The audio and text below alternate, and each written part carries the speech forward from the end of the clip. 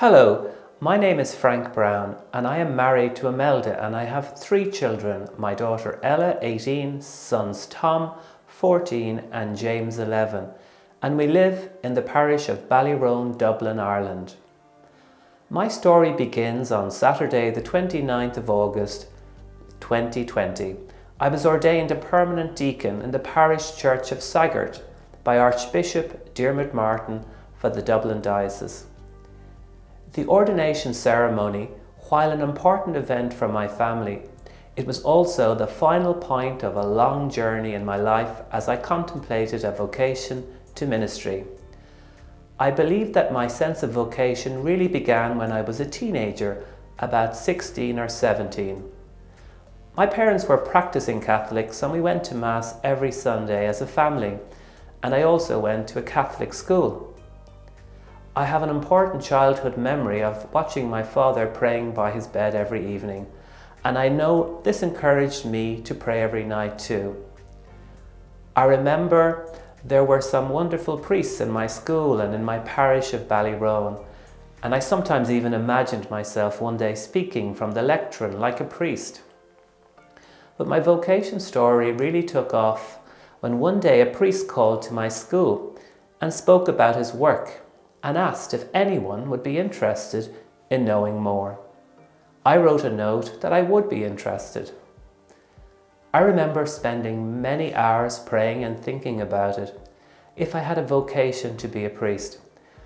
I felt I had a relationship with Jesus and that he did want me to serve him in some way.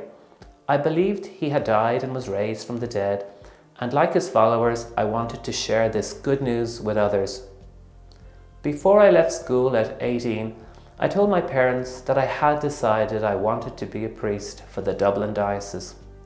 While they were a bit worried that I was too young, they supported my decision. I spent 4 years in the Dublin Seminary called Clonliffe, and I also studied in a Dublin university, and I made many good friends during this time. I also undertook pastoral work too, and I learned much about my faith and myself. But I was having doubts that I was ready to commit to the vow of celibacy, as I was 22 and coming close to some of my female friends. My spiritual director advised me to take some time away from the seminary and arranged for me to work in a children's home in London and see what God was calling me to do. I ended up staying in London for 13 years. I eventually trained as a social worker, but I always attended Sunday Mass and prayed most days.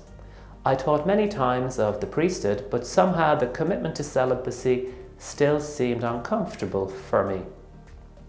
Eventually, in 1999, I decided to return to Dublin and take up a new job as a social worker there, and I could also support my parents who were getting a bit older.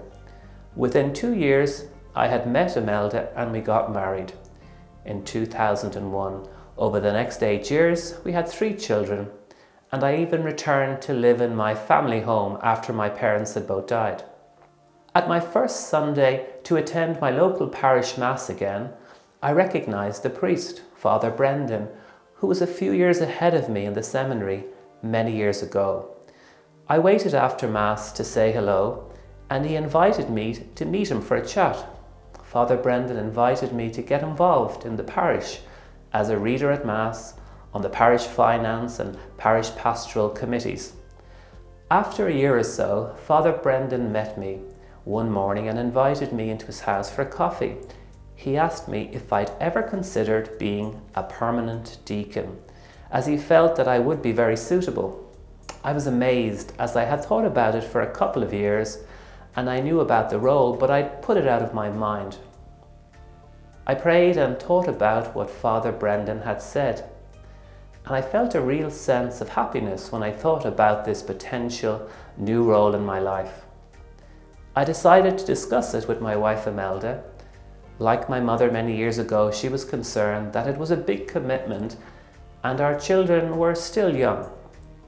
We agreed to wait for a couple of more years before applying to the Director of Vocations, Father John, another friend from my seminary days.